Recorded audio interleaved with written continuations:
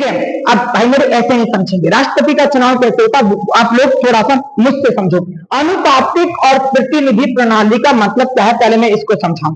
तो फिर से मैं आप लोगों से एक बार रिक्वेस्ट करूंगा, आपसे भी रिक्वेस्ट करूंगा, कंसंट्रेशन होकर बैठे ताकि आपको जो चीजें समझ में आ जाए। देखो मैंने कहा कि 3 सदस्य, मान लो छोटा सा एग्जाम्पल ले रहे, एक एक्स, एक वाई और एक जेड।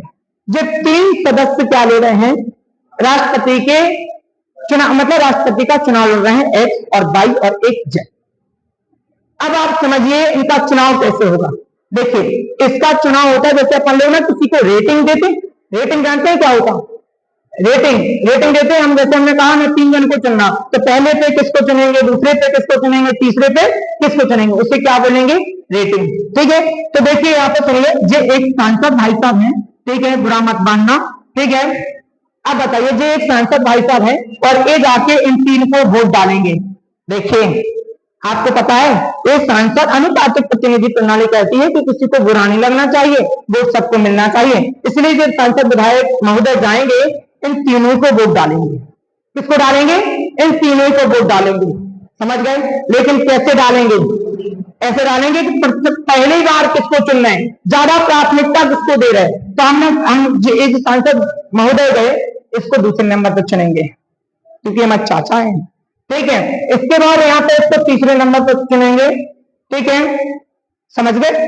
इसको कितने नंबर पे चुनेंगे, मान लिया हमने कितने नंबर पे, पहले नंबर पे, क्योंकि समझ रहे हैं, हाँ इनको पहले नंबर पर चुनेंगे। अब दूसरे सांसद भाई साहब जाएंगे वोट डालने के। देखिए छोटा सा एग्जाम्पल मैं बता रहा, इसको मान लो इनने चुना तीसरे नंबर पे, इसको चुन लिया पहले नंबर पे, इसको चुन लिया कितने पे, बोलो दूसरे पर। एक और सांसद महोदय गए, उनने वोट डाला, इनने इसको चुन लिया कितने नंबर पे, बोलो पहले नंबर पे। इसको चाचा है, ठीक है, दूसरे पर, इसको तीसरे पर। क्लियर है, एक बार और एक और आ जाएंगे बात, जी हम है भाई साहब हम जाएंगे, ठीक है। अब बताइए इसको भी हम पहले नंबर पर चुनेंगे, इनको कितने नंबर पे, बोलो दूसरे नंबर पर, ठीक है।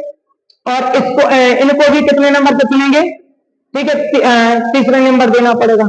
एक और जन गया, माझी मित्र गया, और इसको 1 नंबर पे, इसको 2 नंबर पे, इसको ना इसको 3 नंबर पे, और इसको कितने नंबर पे, 1 नंबर पे। तो बताइए कुल वोट इतने पड़े।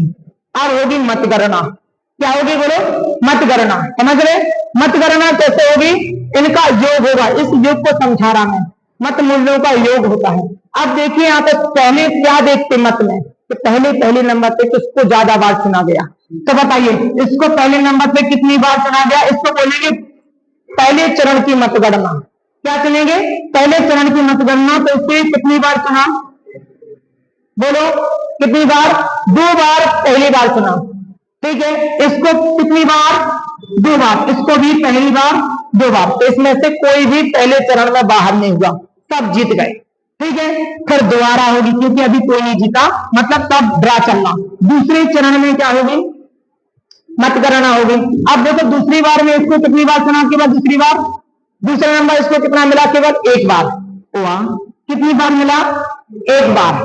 कितनी बार मिला, बोलो 1 बार। इसके बाद इसको 1 और 2 बार मत, इसको 2 बार मिला, दूसरा नंबर इसको 2 बार मिला, और इसको कितनी बार मिला, 1 बार। तो एक बात बताइए, जेडी बाहर और जेडी बाहर 2 बार दूसरा नंबर किसे मिला, बोलो बाई को। किसको मिला, बाई को। तो इसका मतलब हो गया कि कौन राष्ट्रपति बन गया, बोलो बाई क्या बन गया, राष्ट्रपति। तो इसका मतलब ऐसी चुनाव होती, समझ गया, ठीक है। अब आप लोग भूलना नहीं, ऐसे चुनाव होगा। और ध्यान रखना आज तक का रिकॉर्ड है कि प्रथम चरण में ही, प्रथम चरण की मतगणना में ही राष्ट्रपति बन जाते। लेकिन एक ऐसे राष्ट्रपति महोदय थे जो दूसरे चरण की मतगणना में राष्ट्रपति बने थे, और उनका नाम था डॉक्टर जाकिर हुसैन।